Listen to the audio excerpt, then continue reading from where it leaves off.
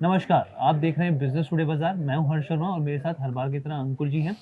तो अगर आप म्यूचुअल फंड में निवेश करते हैं तो आपके लिए एक अच्छी खबर है। दरअसल खबर ये है कि जो सेबी है, मार्केट रेगुलेटर है, सेबी वो जो एक्सपेंस रेशियो है, उसको एक समान यानी कि यूनिफ़ॉर्मिटी लाने की इस पर बात कर रहा है, इस पर प्रस्ताव पेश किया है। इसी के कई तरह के पहलू हैं, इसी पर हम चर्चा करेंगे। अंकुर जी, ये मामला है क्या? किस तरह का कंसल्टेशन पेपर जारी किया है सेबी ने?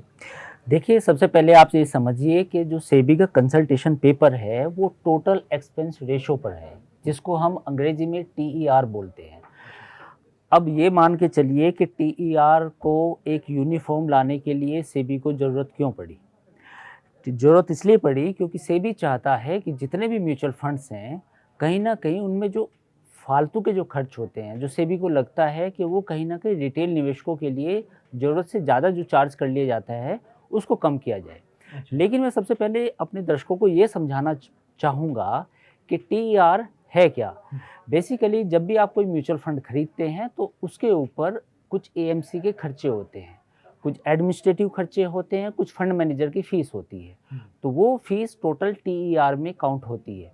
लेकिन इस टीईआर के अलावा भी कुछ खर्चे होते हैं जो एएमसी चार्ज करती है और उस चार्ज को ही खत्म करने के लिए, कम करने के लिए सेबी ये कंसल्टेशन पेपर लेके आई है। अच्छा। और वो खर्चे हैं क्या? मैं आपको बताऊँगा कि जो फंड मैनेजर की फ़ीस है, वो आपके सपोज़ कीजिए किसी भी म्यूचुअल फंड का टीईआर 2% है। हुँ। यानी कि उस 2% में फंड मैनेजर की फ़ीस, एएमसी को रन करने का खर्चा, हुँ। ये तमाम बातें शामिल हैं। हुँ। लेकिन एएमसी इसके ऊपर भी चली जाती है। इसके ऊपर जो कॉस्ट आती है, जैसे ट्रांज़ैक्शन कॉस्ट हुँ। और जो गवर्नमेंट को टैक्स दिया जाता है फंड मैनेजर की फ़ीस के ऊपर, वो भी इसमें शामिल होता है।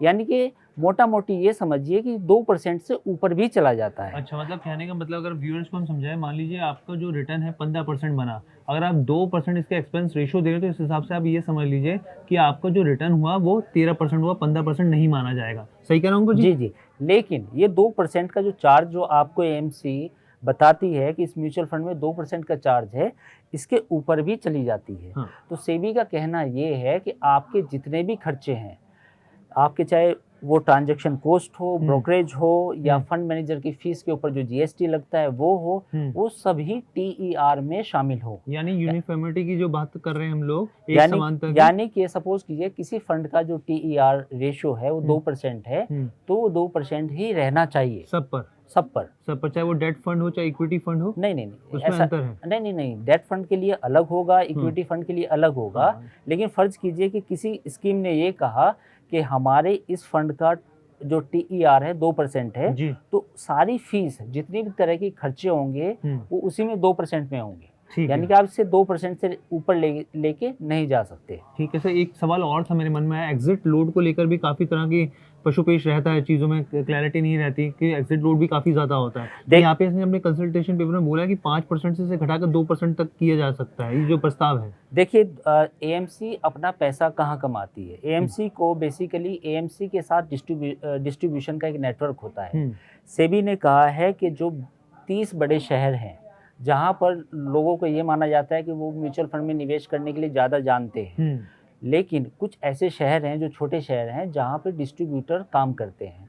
तो सेबी ने एक छूट दी है इस कंसल्टेशन पेपर में कि इन 30 शहरों के अलावा उन वो जो सिटीज़ होंगे, जो छोटे शहर होंगे, वहाँ पे कमीशन की छूट होगी। हुँ। लेकिन साथ ही एग्ज़िट लोड पर भी इस कंसल्टेशन पेपर में साफ तौर पर कहा गया है कि आपको अपना एग्ज़िट लोड घटाकर 2% तक ही करना करना पड़ेगा, है। ये कैपिंग होगी। ठीक क्योंकि है। कई mutual fund scheme exit load को इतना ज़्यादा बढ़ा चुकी हैं कि हुँ। वो निवेशकों के हित में नहीं है। जी, इसमें एक चीज़ और अच्छी बात है जो मैं आपको शुरुआत में ही बताया था कि खुशखबरी इसको इस तौर पे भी देखा जा सकता है कि इस प्रस्ताव में सेबी ने एक चीज़ और बोली, परफॉर्मेंस बेस्ड आपको एक्सपेंस रेशियो के पर भी बात की है। यानी कि अगर म्यूचुअल फंड एएमसी अगर आपको अच्छा रिटर्न दे रहे हैं, तो उस हिसाब से वो एक्सपेंस रेशियो को चार्ज कर सकते हैं, वरना अगर वो रिटर्न नहीं दे रहे हैं, तो फिर आपको वो उनका कोई हक नहीं बनता कि एक्सपेंस रेशियो वो चार्ज करें। नहीं, ऐसा नहीं है, एक्सपेंस रेशियो तो फिर भी मतलब चार्ज चार्ज करेंगे। करने का मतलब सर एक लिमिट के हिसाब से कि हाँ, आप अच्छा रिटर्न लेकिन नहीं दे रहे तो उस लेकिन मैं हिसाब से। आपको बताना चाहूँगा कि जो बेसिकली क्या है कि जो निवेशक हैं वो ये चाहते थे कि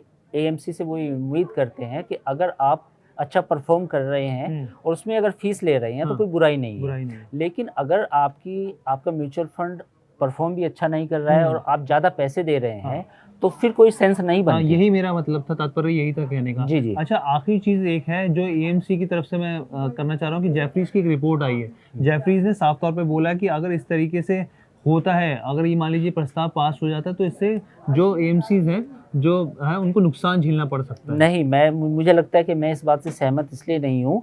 फिलहाल शॉर्ट टर्म में तो जितने भी एएमसीज हैं सभी के शेयर डाउन हैं। वजह इसकी ये भी है, वन ऑफ द रीज़न ये भी है कि सेबी का जो कंसल्टेशन पेपर है, और ये मोटा मोटा आप मान के चलिए कि 1 जून तक की इसकी अवधि है। 1 जून के बाद 2-4 नियम ऊपर नीचे होंगे, पर ये लागू हो जाएगा। अच्छा। ये मान के चलिए कि अगले 6 महीने में ये जो कंसल्टेशन पेपर है इसकी ज़्यादातर बातें लागू हो जाएंगी। शॉर्ट टर्म में तो देखिए चीज़ें एएमसी के लिए अच्छी नहीं है, लेकिन आप ये मान के चलिए कि इस देश में कितने लोग एसआईपी कर रहे हैं हर महीने, और उनका जो बिजनेस है वो कितना बढ़ रहा है। अभी लोगों को लगता है कि जो छोटे शहर हैं वहाँ के लोग एसआईपी करेंगे, फाइनेंशियल इंक्लूजन होगा, तो मुझे ऐसा कोई संभावना नज़र नहीं आती कि एएमसी को घाटा होने वाला है, क्योंकि कहीं ना कहीं जो संख्या है लोगों की जो एसआईपी करना चाहते हैं उनकी संख्या दिन पर दिन बढ़ती जा रही है। ठीक है सर, आपने आसान भाषा में पूरे सब चीज़ों को समझा दिया, आपने एक्सपेंस रेशियो भी बता दिया। एक जाते जाते हमारे व्यूअर्स को ये बता दिए, जो एसेट मैनेजमेंट कंपनीज होती हैं, एएमसी जिसको हम बोल रहे हैं, वो होती क्या है?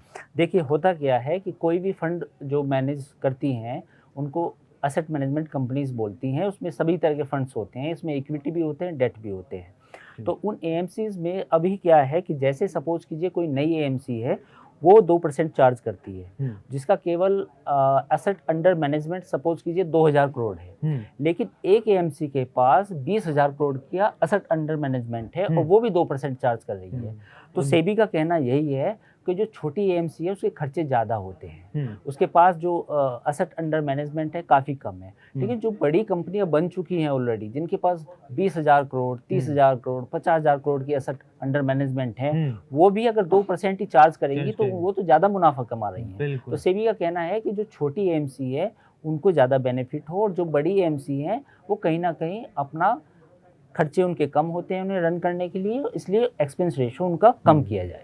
तो इस लिहाज से ये निवेशकों के लिए म्यूचुअल फंड्स में अगर ये बहुत बड़ी खबर है। आज मैं आपको ये बताऊं कि अगर एक्सपेंस रेशियो कम होते हैं, क्योंकि देखिए जब भी आप कोई म्यूचुअल फंड खरीदते हैं तो सबसे पहली बात परफॉर्मेंस, किसी को पता नहीं होता कि कोई फंड आने वाले समय में कैसा परफॉर्म करेगा, लेकिन एक चीज़ हमेशा होती है कि उसका एक्सपेंस रेशियो क्या है।